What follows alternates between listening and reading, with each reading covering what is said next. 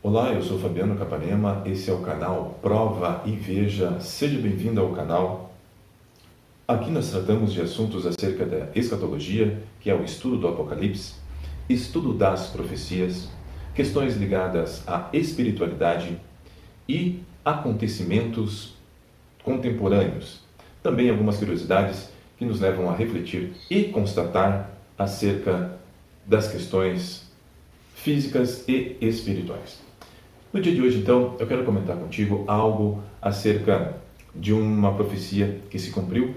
Rapidamente quero comentar contigo acerca de uma profecia que foi o profeta Isaías, que o Criador, Pai Celestial, lhe deu essa profecia e ele verbalizou e a profecia aconteceu. No capítulo 41, a partir do versículo 17 do livro de Isaías, até o versículo 20, está registrado essa profecia que vou comentar agora para você.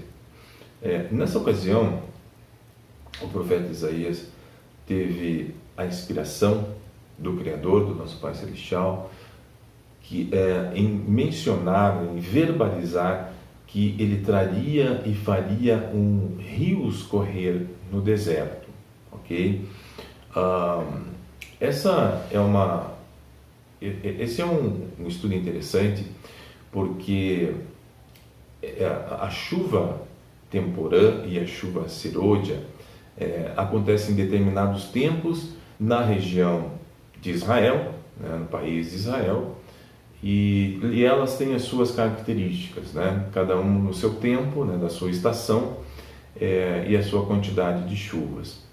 Porém, existe as chuvas serôdias, né, no deserto de Negev ou deserto de Negev, né, alguns dizem Negev, outros dizem Negev, mas o fato é que o deserto de Negev ele cobre uma grande parte de Israel, né, e ali então tem muito deserto.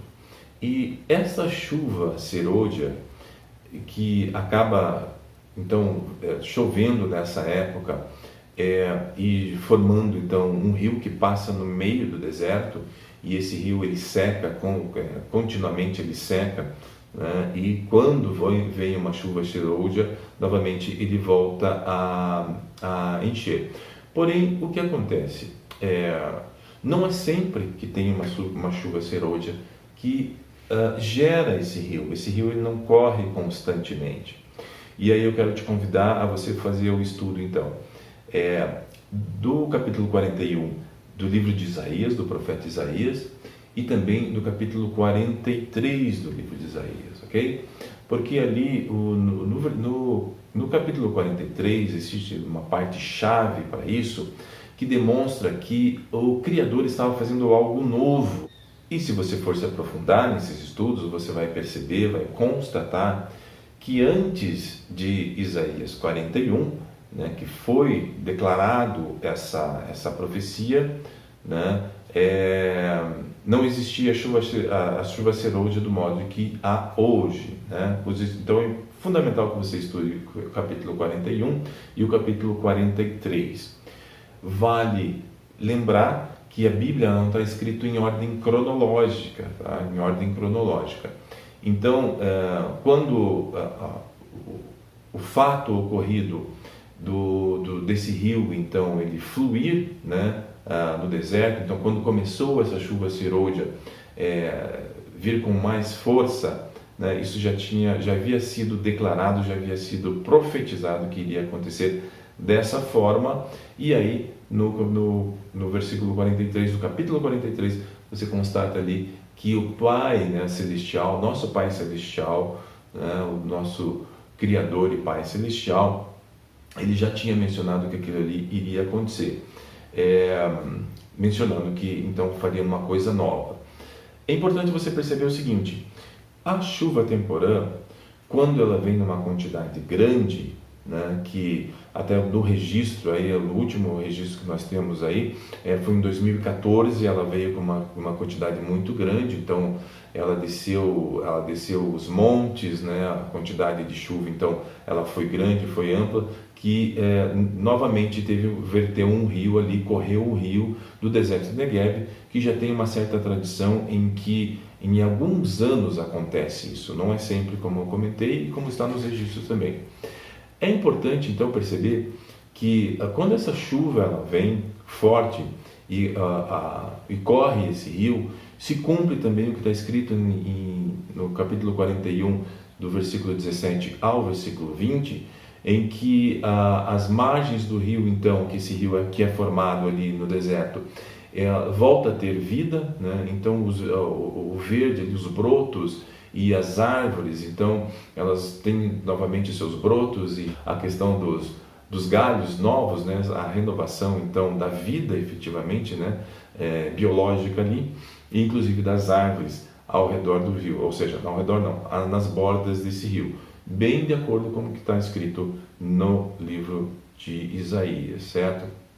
Então é bem importante considerar isso e perceber que no meio do deserto, naquela ocasião, conforme está ali, você for analisar bem essa parte do livro de Isaías ali, se você ler do capítulo 40 ao capítulo ali 43, 44, você vai constatar que isso era novo, não existia isso, tá? São alguns sinais que o Pai Celestial já estava dando já naquela época para aquele povo mais antigo, acerca da sua palavra, acerca da sua fidelidade, acerca do seu poder, e até hoje nós podemos constatar.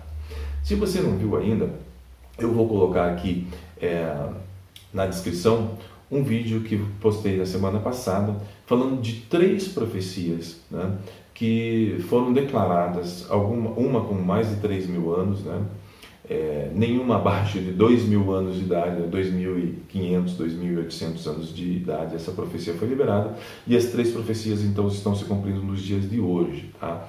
Então é mais um estudo, algo a mais para fortalecer a sua fé, ou então para ajudar você a considerar essas questões espirituais tão importantes para você fazer a sua prova com o Pai Celestial, porque Ele nos permite que façamos prova dele, como está escrito em Salmos 34, 8, versículo 8. Isso nos leva a um outro assunto, isso nos leva a um outro tema, que é acerca, então, de uma questão pessoal, da qual você pode e deve, então, fazer a sua prova da experiência pessoal diretamente com o Pai Celestial, através do seu primogênito da eternidade, conhecido como Jesus. Nova aliança, ele renovou a aliança para que pudéssemos então ter livre acesso e nos achegarmos até o Pai Celestial, e também recebermos as dádivas que ele tem para nos dar e as que ele já nos deu. Se você gostou, se inscreva no canal, compartilha com quem você ama e fique ligado, ative o sininho, pois nesse assunto ainda tem bastante informações com muitos pontos a serem observados, que lentamente eu vou colocando aqui então no canal, para você fazer a sua pesquisa, para você fazer a sua experiência pessoal, né? Lembrando que a vida cristã ou a vida messiânica, junto com o Pai Celestial, não estou falando da religião messiânica, não estou falando de doutrina nenhuma, nem evangélica, nem protestante, nada disso. Estou falando de uma vida com o Pai Celestial e com o Salvador, ok? Essa é uma vida que você tem experiências, você tem experiência pessoal. Não se trata de rito, não se trata de doutrina, não se trata de dogmas, se trata do que as Escrituras dizem e é testificado espiritualmente acerca da liberdade que o Salvador nos dá.